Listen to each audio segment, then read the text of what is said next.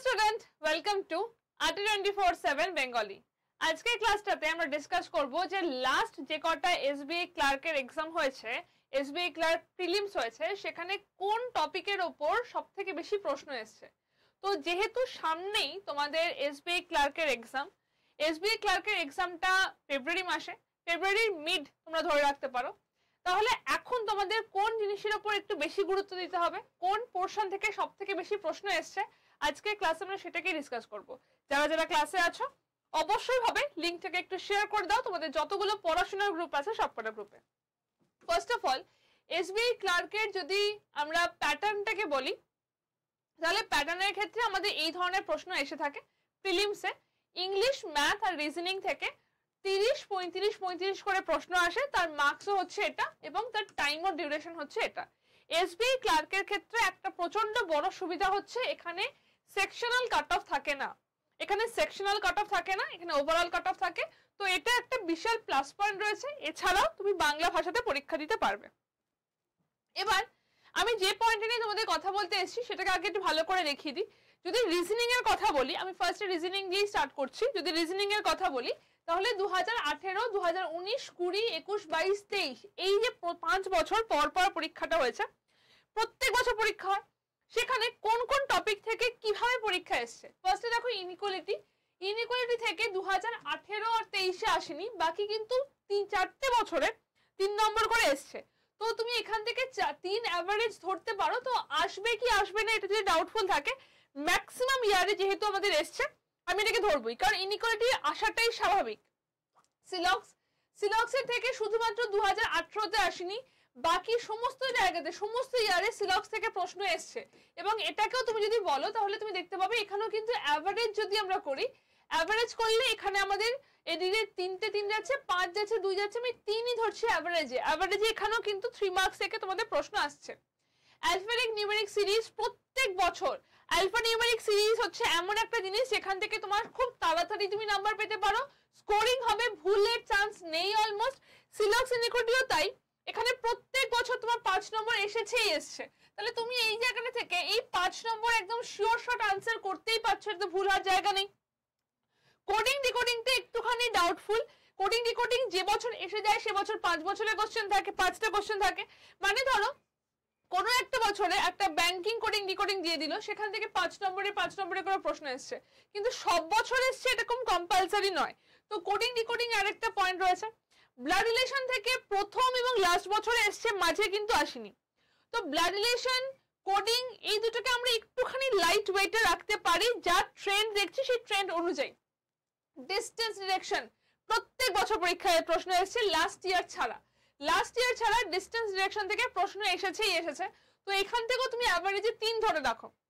Miscellaneous যেখানে word formation বা এরকম কিছু থাকে, সেখান থেকে 1-2 করে প্রত্যেক বছর আমি অ্যাভারেজে 2 নম্বর ধরে রাখলাম যেখান থেকে প্রশ্ন এসছে। সব থেকে বেশি প্রশ্ন এসছে পাজল সিটিং, যেটা আসে, তোমরা জানো, এটাতে কিছু করার নেই। পাজল সিটিং থেকে তোমাদের সব থেকে বেশি প্রশ্ন এসছে, লাস্ট এটা দেখতে পাচ্ছ না, এটাকে অফ করছি।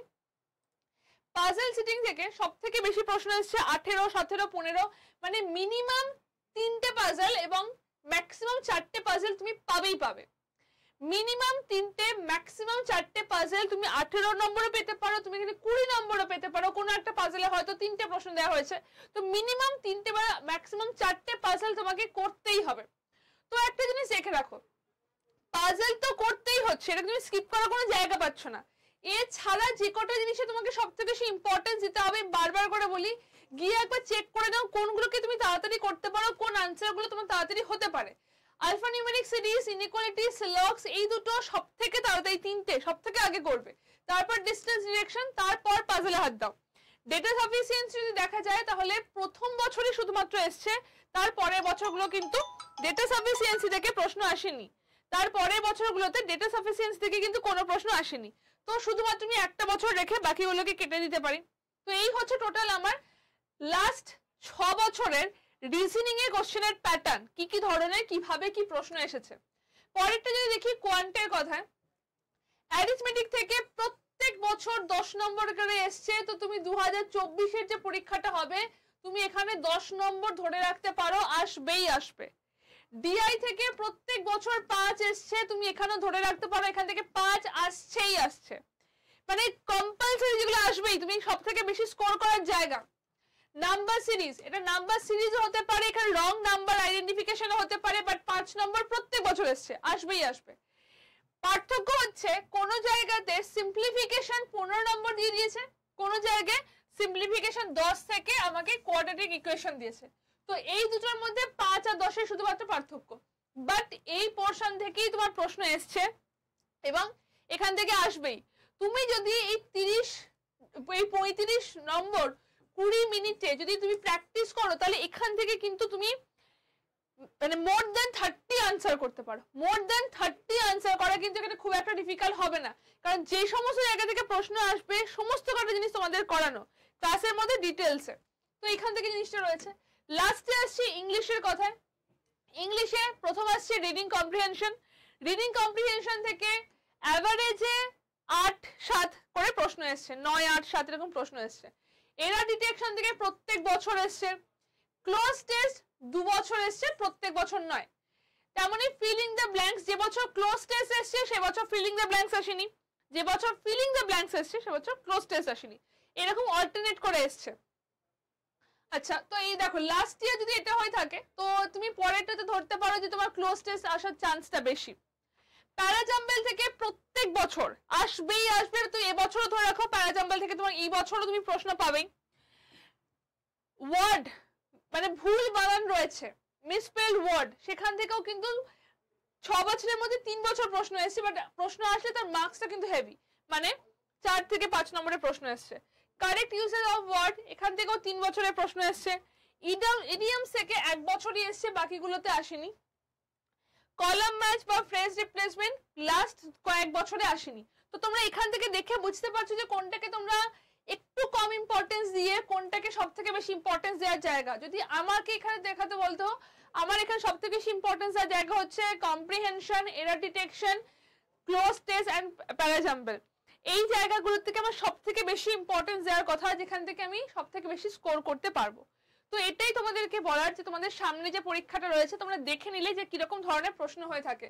আর যারা মনে করছো যে এই বছর ফেব্রুয়ারি তো হয়েই গেল, বাট পরের বছর আমাকে এক্সামটা ক্লিয়ার করতেই হবে, তোমাদের জন্য এখনো কিন্তু আমাদের এই ব্যাচটা রয়েছে, যেটা 2025-এর যে ফর্ম ফিল আপটা হবে, মানে 2025-এর এসবিআই ক্লার্কের জন্য এখনো অনেক সময় রয়েছে। তার জন্য প্রিপারেশন দেওয়া হবে এই ব্যাচটাতে। এখানে 250 ঘন্টার ক্লাস আছে, টেস্ট সিরিজ রয়েছে, ভিডিও ক্লাসেস রয়েছে, 7খানা বই রয়েছে এই ব্যাচটাতে। যদি মনে করো ব্যাচটাতে জয়েন করতে চাইছো, এখানে IBPS, RRB clerk, RRB PO, IBPS clerk, IBPS PO, SBI clerk, SBI PO, RBI assistant এবং এলআইসির সমস্ত এক্সামকে কভার করছে একটা ব্যাচটা, যে ব্যাচে 7খানা বইও তোমরা পেয়ে যাবে। ঠিক আছে, ব্যাচটাতে কি করে জয়েন করবে আমি একটুখানি বলে রাখছি। যদি জয়েন করতে চাও, ফার্স্টে আমাদের অ্যাপটাকে ওপেন করবে।